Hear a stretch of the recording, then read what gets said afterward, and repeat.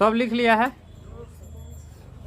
चलिए आगे बढ़ते। जिनका रह गया है वो धीरे धीरे कर लेना। आप फिर ध्यान से सुनना, ठीक है? ध्यान से सुनना है हम क्या कह रहे हैं। भोजन के अवयव, भोजन का अवयव जो था, भोजन का अवयव जो था वो कार्बोहाइड्रेट है,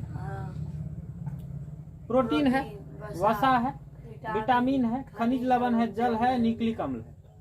ये भोजन का क्या है? अवयव है। ये भोजन का क्या है? अवयव है, जो हमारे शरीर को चाहिए। तो वो चीज जो भी हम खाते हैं उनसे हमको या तो कार्बोहाइड्रेट मिलता है, या तो प्रोटीन मिलता है, या तो वसा मिलता है, या तो विटामिन मिलता है, या खनिज लवण मिलता है, जल मिलता है, या न्यूक्लिक अम्ल मिलता है। यही मिलता है हमको खाने से। दो चीजें यहाँ ध्यान रखने वाला है, एक है दीर्घ पोषक तत्व, एक है सूक्ष्म पोषक तत्व। दीर्घ पोषक तत्व की बात करेंगे, दीर्घ पोषक तत्व की बात करेंगे तो तीनों आएगा, कार्बोहाइड्रेट, प्रोटीन और वसा। और सूक्ष्म पोषक तत्व की बात करेंगे तो वो आएगा, कौन सी आएगा? विटामिन, खनिज लवण, जल और न्यूक्लिक अम्ल। ये थोड़ा सा इसको डिफाइन किया गया है, अलग भागों में रखा गया है। दीर्घ पोषक तत्व में कार्बोहाइड्रेट, प्रोटीन, वसा, और सूक्ष्म पोषक तत्व में आया विटामिन, खनिज लवण, जल और न्यूक्लिक अम्ल। यहाँ तक कोई दिक्कत? यहाँ तक बात पकड़ में आ गया? हम भोजन के पहला अवयव को पढ़ रहे हैं। पहला अवयव का नाम है कार्बोहाइड्रेट, प्रोटीन, वसा, सॉरी इस पूरा अवयव कह सकते हैं। कार्बोहाइड्रेट, प्रोटीन, वसा, इस तीनों को दीर्घ पोषक तत्व कहेंगे, तीनों को दीर्घ पोषक तत्व कहेंगे। विटामिन, खनिज लवण, जल, न्यूक्लिक अम्ल, इसको सूक्ष्म पोषक तत्व कहेंगे। अब हम आगे जो पढ़ने वाले हैं, हम पढ़ने वाले हैं कार्बोहाइड्रेट को।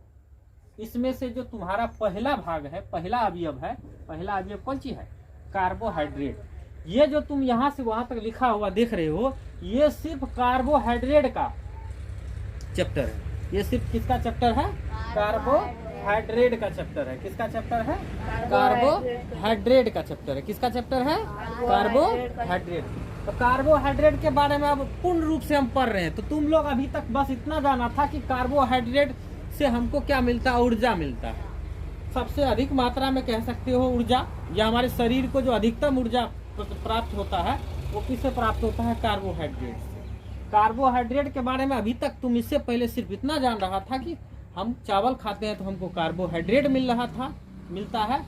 और वास्तव में कार्बोहाइड्रेट का सूत्र क्या होता है? कार्बोहाइड्रेट किन किन चीजों में पाया जाता है? कार्बोहाइड्रेट की मात्रा क्या होनी चाहिए? ये सब आगे हम पढ़ने वाले हैं। ये सब कार्बोहाइड्रेट हमारे शरीर में किस प्रकार से टूटता है, हमारे शरीर को किस प्रकार से ऊर्जा मिलता है, ये सब हम आगे पढ़ने वाले हैं। ठीक है, चलिए। तो हम पढ़ रहे हैं कार्बोहाइड्रेट। पहले हम कार्बोहाइड्रेट है क्या?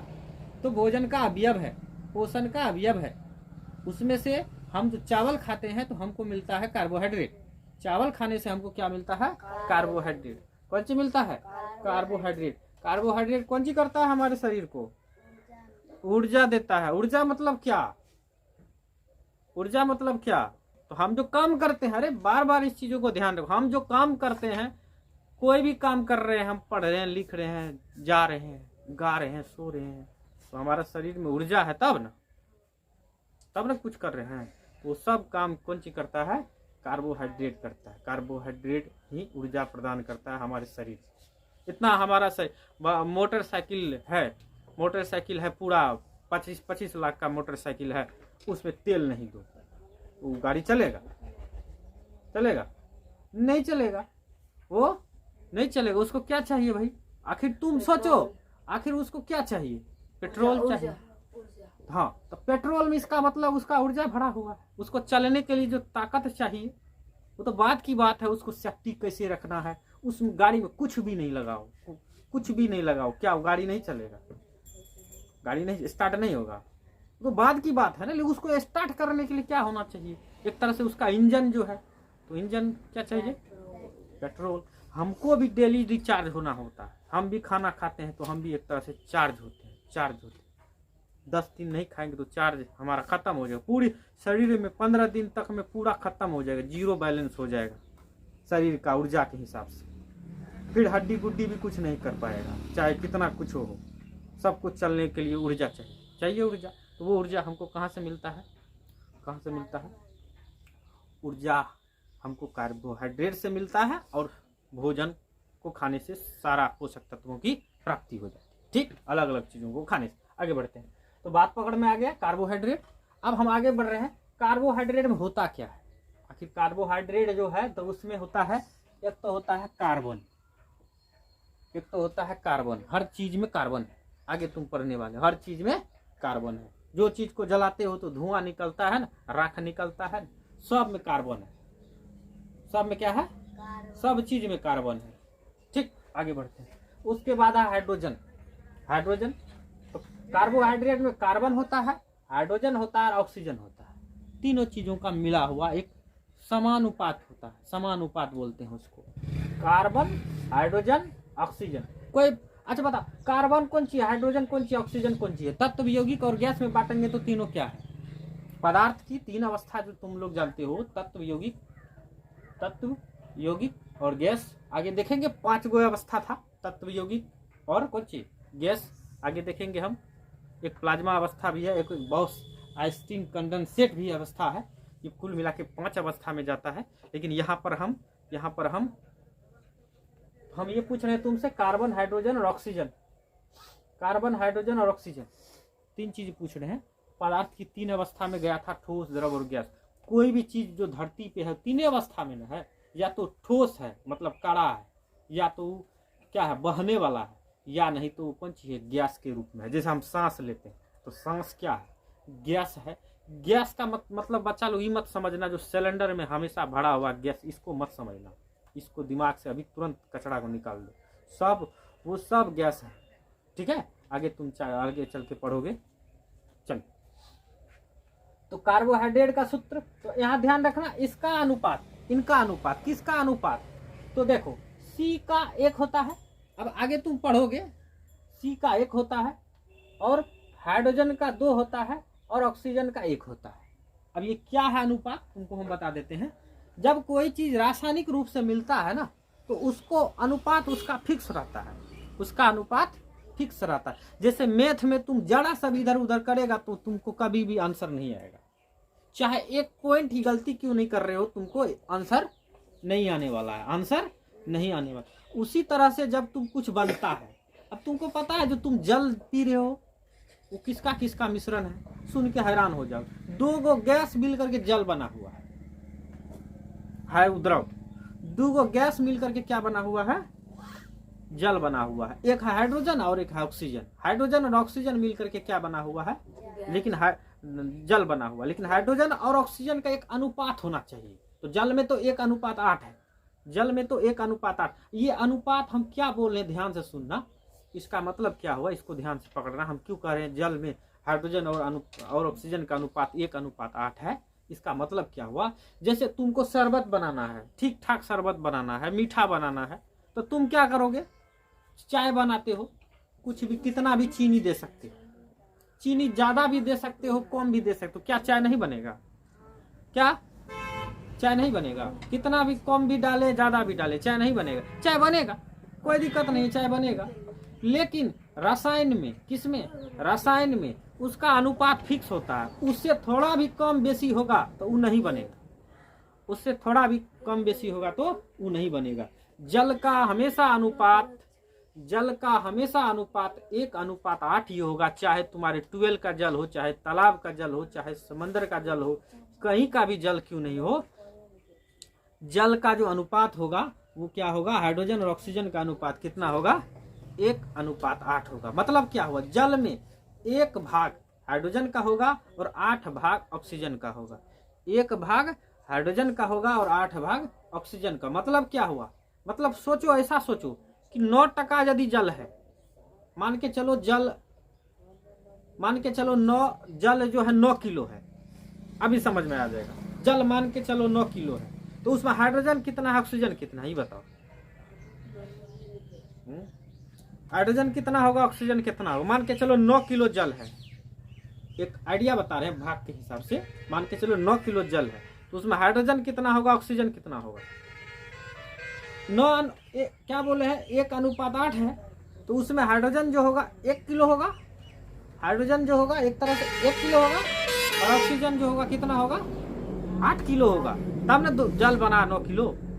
जब 1:8 का है, जल में हाइड्रोजन और ऑक्सीजन का अनुपात 1:8 है, तो उसका कितना हो जाएगा 9 किलो जल है, तो इसका मतलब हुआ 1 किलो हाइड्रोजन और 8 किलो ऑक्सीजन, दोनों मिलके तब ना 9 किलो।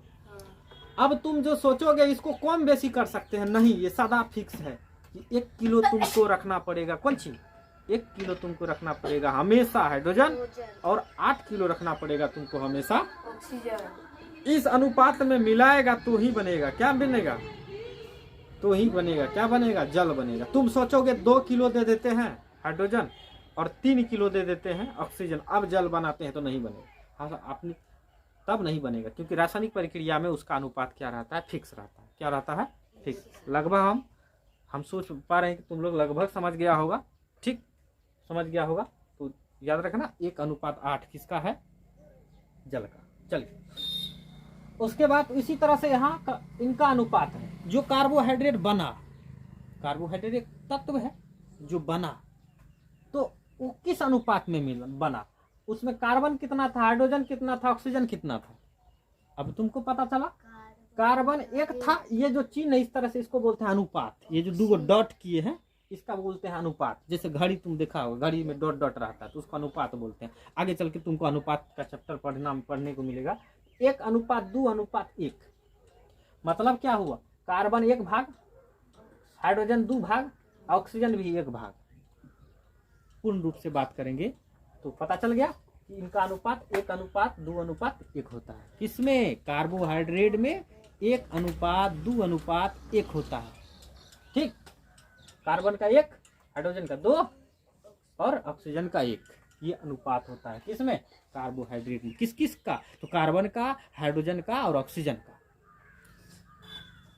ठीक, तीनों गैस मिलकर के कार्बोहाइड्रेट बना रहा है। तीनों गैस मिलकर के क्या बना रहा है, कार्बोहाइड्रेट बना रहा है। और ये तीनों गैस, ठीक, चल, कार्बोहाइड्रेट का सूत्र जैसे जल का सूत्र होता है, तो जल का सूत्र क्या होता है, जल का सूत्र क्या होता है, H2O होता है। अभी तुम आगे चल के केमिस्ट्री में पूरा हम सूत्र वाला चैप्टर, हालांकि हमने पढ़ाया भी है, लेकिन समस्या है। जल का सूत्र होता है H2O, जल का सूत्र होता है H2O। ये किसका सूत्र होता है, जल का सूत्र होता है। आगे चल के पूरा सूत्र वाला चैप्टर तुमको हम लिखाएंगे, अभी तुम खाली इतना जानना, ये जल का सूत्र है।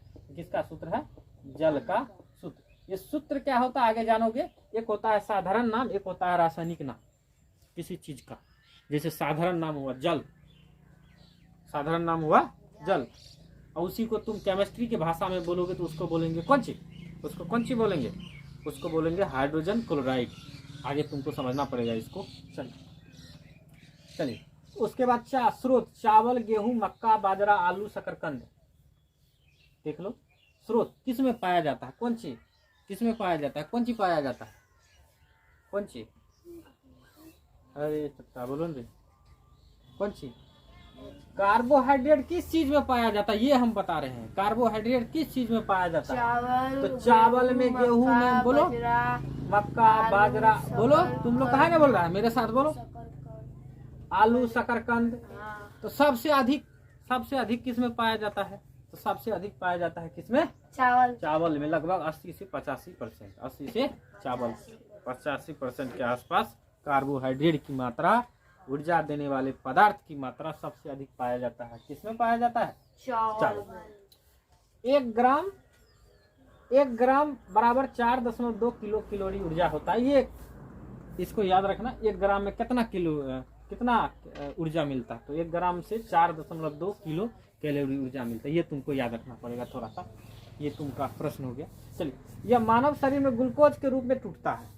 अब ये इम्पोर्टेंट बात, अब तुम अपने शरीर में जा रहे हो, कार्बोहाइड्रेट तुम खाना खाया, क्या किया तुमने, कार्बोहाइड्रेट खाया। क्या किया तुमने, कार्बोहाइड्रेट खाया, मतलब क्या खाया, मतलब चावल खाया। तो चावल खाया तो क्या मिला तुमको, पहले मिला क्या, चावल से क्या मिला हमको, कार्बोहाइड्रेट मिला। चावल से क्या मिला हमको, कार्बोहाइड्रेट मिला। अब कार्बोहाइड्रेट कहाँ गया, हमारे शरीर में गया। हमारे शरीर से कहाँ से, मुंह से चबाए, मुंह से कहाँ गया, ग्रास नली में गया।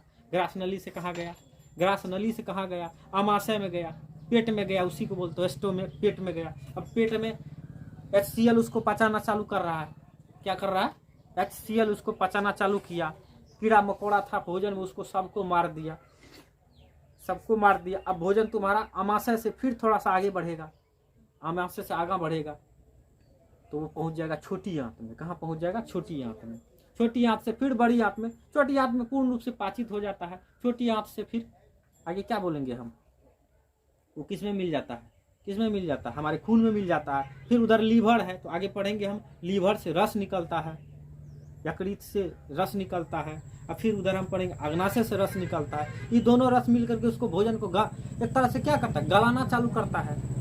मकसद क्या है? भोजन को गलाना, गला गला करके उसमें जो कार्बोहाइड्रेट है, चावल में जो कार्बोहाइड्रेट है उसको निकालना।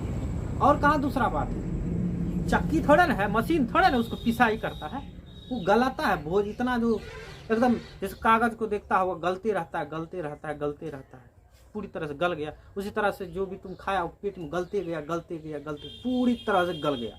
गलने में उससे क्या निकला? चावल खाया तो क्या निकला? चावल खाया तो क्या निकला? चावल खाया तो क्या निकला? कार्बोहाइड्रेट निकला। उससे क्या निकला? तो वो कार्बोहाइड्रेट में अब शरीर में क्या क्रिया होगा, इसको हम पढ़ने वाले। ठीक, उस कार्बोहाइड्रेट, तुमने चावल खाया, चावल से कार्बोहाइड्रेट निकाल लिया, तुम्हारे शरीर ने उसको गला गला करके ना, अग्नाशय रस और क्या बोलते हैं, यकृत रस, लीवर रस और आमाशय रस, ये सब मिल करके उसको क्या किया?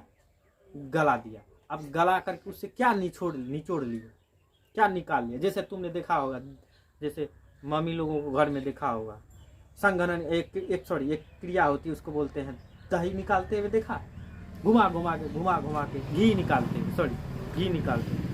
उसमें ऐसे घूमने वाला होता है, पूरा घुमा घुमा के पानी डाल के घुमा के जो है ना, उससे क्या निकाल लेता है? घी निकाल लेता है। ठीक उसी तरह से हमारे पेट में जो है उसको घुमा के भोजन को, लंबा सफर रहता है, घुमा घुमा के एक तरह से कहते हैं, सब कुछ डाल करके क्या डालेगा? तो अग्नाशय रस और क्या बोलते हैं उसको, यकृत से यकृत रस, आमाशय से आमाशय रस, छोटी आंत से रस, सब आंत से रस घुमा के उससे निकाल लेता है। क्या निकाल लेता है? क्या निकाल लिया उससे? ये क्या आप बोलो, क्या निकाल लिया? चावल खाया तो क्या निकाल लिया उससे? कार्बोहाइड्रेट निकाल लिया। अब वो कार्बोहाइड्रेट हमारे शरीर में किस तरह से प्रतिक्रिया करेगा, उसको हम पढ़ रहे हैं। क्या कर रहे हैं? उसको हम पढ़ रहे हैं। तो कार्बोहाइड्रेट या मानव शरीर में ग्लूकोज के रूप में टूटता है। अब कार्बोहाइड्रेट ग्लूकोज के रूप में टूट गया। कार्बोहाइड्रेट क्या हो गया? ग्लूकोज के रूप में। तो कार्बोहाइड्रेट हमारे शरीर में किस रूप में टूटता है? ग्लूकोज के रूप में टूटता है। कंफ्यूजन मत सोचना, अभी सोचना कार्बोहाइड्रेट का ही रूप है। कौन सा रूप है? ग्लूकोज है। ग्लूकोज का मतलब बच्चा लोग खाली मत समझना, ग्लूकोज का डिब्बा जो होता है मार्केट में जो मिलता है वो मत समझना। ग्लूकोज हमारे शरीर को चाहिए, ये ध्यान रखना। ठीक, तो कार्बोहाइड्रेट किस रूप में टूट गया? ग्लूकोज के रूप में टूट गया। किस रूप में टूट गया? हाँ, ठीक, आगे बढ़ते हैं। यह मानव शरीर में ग्लूकोज के रूप में टूट जाता है। बात पकड़ में आ गया? आगे शर्करा या ग्लूकोज जो मीठा होता है एक तरह से, ग्लूकोज को लीवर ग्लाइकोजन में बदल देता है। बात पकड़ में आया? क्या हुआ? ग्लूकोज को लीवर यानी यकृत। सुना होगा तुम लोगों का सुना होगा, किसी का लीवर कहता है खराब, कमजोर है। हाँ, अभी ज्यादातर समस्या देखने को मिलता है। लीवर मान के चलो किसी का कमजोर है, तो लीवर रस निकालता है। चोट लग रहा, लीवर क्या करता है? लीवर रस निकालता है। तो ये जो क्या करता है, शर्करा या ग्लूकोज को लीवर में ग्लाइकोजन में बदल देता है। लीवर ये ग्लूकोज को, कौन सी को? ग्लूकोज को लीवर ग्लाइकोजन में बदलता है। जैसे ही कार्बोहाइड्रेट टूटा शरीर में, तो कार्बोहाइड्रेट के टूटने से क्या बना? ग्लूकोज। कार्बोहाइड्रेट के टूटने से क्या बना? ग्लूकोज। बात पकड़ में आ रहा? अब ये ग्लूकोज क्या करेगा? ग्लूकोज लीवर में, जैसे ही लीवर का रस से संपर्क हुआ इसको लीवर किस में बदल देगा? ग्लाइकोजन में बदल देगा। ग्लूकोज को ग्लाइकोजन, दोनों मिलता जुलता शब्द है। कार्बोहाइड्रेट, ग्लूकोज और ग्लाइकोजन। कार्बोहाइड्रेट टूटता है ग्लूकोज में, ग्लूकोज को लीवर ग्लाइकोजन में बदल देता है। किस में बदल देता है? ग्लाइकोजन में बदल देता है। फिर से सुनिए, कार्बोहाइड्रेट बदलता है किस रूप में? ग्लूकोज के रूप में। किस रूप में बदल जाता है, टूट जाता है हमारे शरीर में? ग्लूकोज के रूप में। कोई दिक्कत नहीं ना? ग्लूकोज को कौन सी? लीवर। कौन सी? लीवर बदल देता है। कौन सी बदल देता है? ग्लाइकोजन में बदल देता है। कौन सी में बदल देता है? ग्लाइकोजन में बदल देता है। बात पकड़ में आ गया? हमारे शरीर में ग्लूकोज का संचय ग्लाइकोजन के रूप में होता है। अब हमारे शरीर में ये इकट्ठा हो जाएगा, स्टोर हो जाएगा, संचय हो जाएगा इस तरह से। किसका? ग्लूकोज का। किस रूप में? ग्लाइकोजन के रूप में। किस रूप में? ग्लाइकोजन के रूप में। ठीक, आगे एटीपी। बात पकड़ में आया? हमारे शरीर में स्टोर हो गया, कार्बोहाइड्रेट ग्लूकोज में टूटा, फिर लीवर उसको ग्लाइकोजन में बदल दिया और हमारे शरीर में ग्लाइकोजन के रूप में क्या हो गया? स्टोर हो गया। क्या हो गया? स्टोर हो गया। आगे बढ़ते हैं। एडीपी में बदलकर मानव शरीर को अधिकतम ऊर्जा प्रदान करता है। एटीपी ठीक, एटीपी में बदल करके हम मानव शरीर को अधिकतम ऊर्जा प्रदान करता है। ये आगे ध्यान रखना, ये हम पढ़ने वाले। एटीपी किस में पाया जाता है? एडीपी क्या होता है आगे हम पढ़ने वाले हैं। यकृत आवश्यकता से अधिक ग्लूकोज शर्करा को ग्लाइकोजन में बदलकर संग्रह कर लेता है। इस प्रक्रिया को ग्लाइकोजोनेसिस कहते हैं। क्या सुना? फिर से सुनना। यकृत आवश्यकता से अधिक ग्लूकोज शर्करा को ग्लाइकोजन में बदलकर संग्रह कर लेता है। भाई ग्लाइकोजन में कौन सी बदल रहा था? ग्लाइकोजन में कौन सी बदल रहा था? यकृत बदल रहा था। किसको? ग्लूकोज को। कार्बोहाइड्रेट टूटता है ग्लूकोज के रूप में, ग्लूकोज को यकृत यानी लीवर ग्लाइकोजन में बदल करके उसको संग्रह कर लेता है। क्या कर लेता है? संग्रह कर लेता है। ठीक, उस प्रक्रिया को, जो संग्रह करने की प्रक्रिया, उसको ग्लाइकोजेनोसिस क्या है? एक प्रक्रिया है। क्या करने की प्रक्रिया है? क्या करने की प्रक्रिया है? ग्लूकोज को जो संग्रह करता है, कौन सी करता है? यकृत। ग्लूकोज का जो संग्रह करता है यकृत, किस रूप में? ग्लाइकोजन के रूप में। उस प्रक्रिया को क्या कहते हैं? ग्लाइसोसिस। अब इधर छोड़ देना, अब ग्लाइसोसिस पूछेंगे। तो ग्लाइसोसिस कौन सी हुआ? ग्लाइसोसिस सिंपल सा बात है, हमारे शरीर में ग्लाइकोजन का जो स्टोर होता है, जो संग्रह होता है, उसी प्रक्रिया को क्या कहते हैं? ग्लाइसोसिस कहते हैं। क्या बोलते हैं?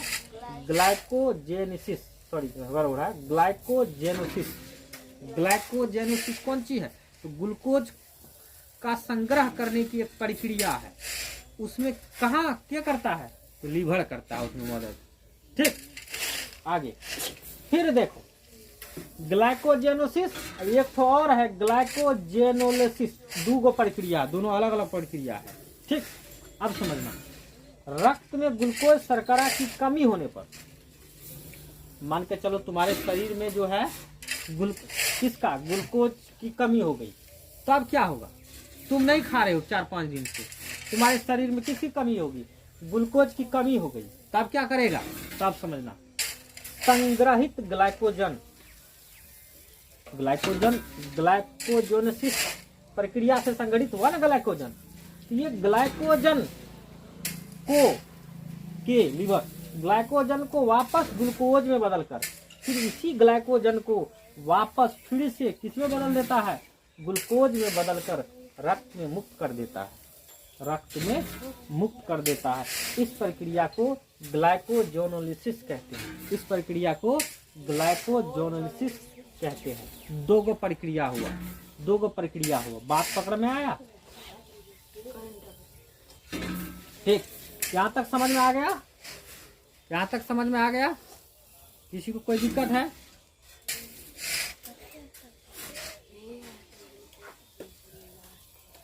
है।